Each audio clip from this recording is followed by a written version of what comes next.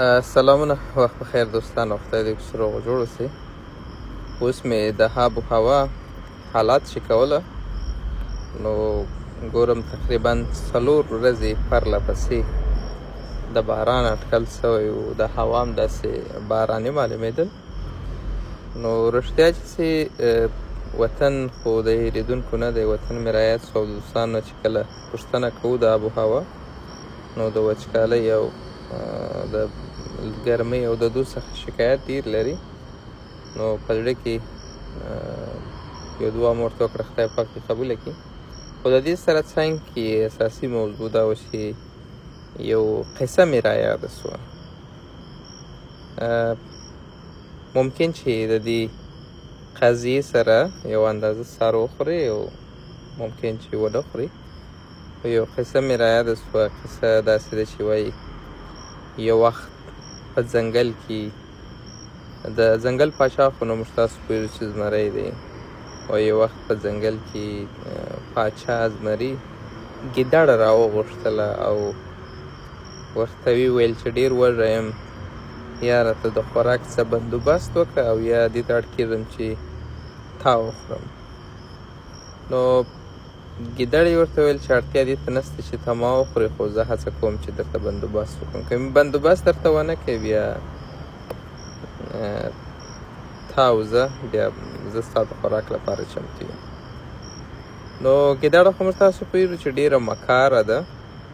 نو ګیدړه ولاړه په حیواناتو کې ځان سره فکر وکړي چې څوک په نظر بې عقل و ساده راځي چې هغه د پاچا صاحب ښکار وګرځوم. نو بیا د بې د ډېره مافې وایي خر ورسره مخ شو. خر چې ورسره مخ شو، ګیدړ خر ته وایي پاچا صاحب په حیواناتو کې ته په نښه کړی، ته یې انتخاب کړی تر څو خپل سلطنت تا ته وسپاري. نو ته زما سره راځه چې پاچا صاحب ته غوښتی او خپل سلطنت درته سپاري. خر خو نو د عقل څخه پاته دی، نو ځکه خو ورته خر هم وایو. خو خر لاړی چې پاچا صاحب ته ورنږدې سو. پاچا صاحب ورباندې حمله کړه. چې ورباندې حمله یې کړه، خر ځینې په تښته سو او په تښته کې د خره غوږونه پاچا صاحب یا د زمري و چمبو ته په لاس راله. نو داسې غوږونه یې غوټ ځینې پرې کړه. نور خر په تښته بریالی سو. نو چې په تښته بریالی سو، ګیدړې ته ویل خدای دې ملا ماته که تا خو زما سره دوکه وکړه، تا خو زه د پاچا وخوړلو ته وړی وم، تا خو نه وم دې ته وړی چې ما ته سلطنت راکړي. نو هغه ګیدړ ته وایي ته اوس هم ډېر بې عقل یې، ته په دې نه پوهېږې. هغه ستا غوږونه پرې کړه چې د سلطنت تاج دې پر سر کړي، نه د دې لپاره چې ستا غوږونه درته پرې کړي. ستا غوږونه یې پرې کړه تر څو تاج پر سر کولو ته لپاره ستا سر اماده کړي. نو هغه ویل ښه، له دې لپاره زما غوږونه پرې کړه. ول و د بل څه لپاره، بل هدف یې خو نه و. خو خیر خر یې دې ته تشویق یې چې یو ځل بیا پاچا صاحب ته ورسي. پاچا صاحب ته چې ورغلی، دا ځل بیا چې ورنږدې سو، بیا پاچا ورپسې راخیز کړه، زمري ورپسې راخیز کړه. نو دا ځل یې لیکۍ ورته په لاس ورغله. نو لیکۍ ځینې غوټه پرې کړه. بیا چې راغی دې ګیدړې ته یې ویل چې تا خو زما سره بیا غټه دوکه وکړه، دا خو هغه څه نه وه چې تا راته ویلي وه. ګیدړې ورته ویل چې ته اوس هم عقل نه لري، دا کار یې دې لپاره وکړې تر څو ستا لیکۍ پرې کړه، تر څو ته په چوکۍ کې د سلطنت سم وکولی سي چې کښېني. د لیکۍ سره خو ته نسې کښېنستلی. هغه ویل او والله دا خبره خو رښتیا ده، دا خو ته واقعیت وایې. نو بیا یې تشویق یې، دا درېیم ځل چې تشویق یې، نو دا ځل د چمبو څخه خلاص نه سو.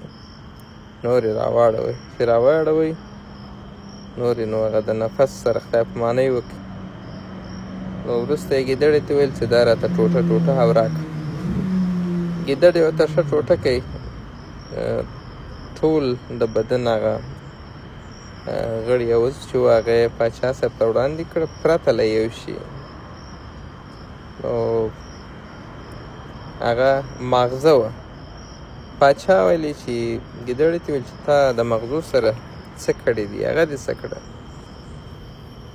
ګیدړ ویل که چیرې د ماغزه د لوښتلی، نو د غوږو وروسته به ستا څنګه بیا نه راته یي. بیا د لکۍ سره وروسته د لکۍ د لاسه ورکولو نه وروسته بیا به تا ته نه راته نو زموږ تاسو په ټولنه کې ځینې وخت موږ د یو شي څخه یو ځل وداړل سو د یو شي څخه یو ځل زخم فیزیکي او یا